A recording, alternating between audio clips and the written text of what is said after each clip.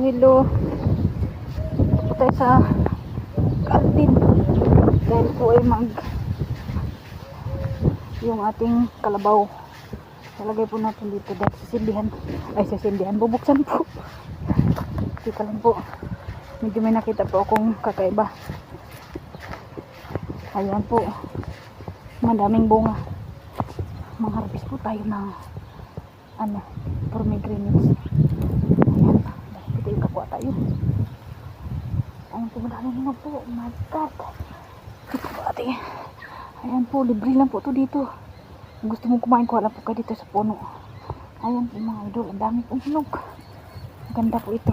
Habang nag-engagement tayo, kain po tayo nito. Panglagay ko sa bulsa, wala po akong plastic. Huwag lang po tayo mahuli sa bantay. Thank you for watching po. Bye bye.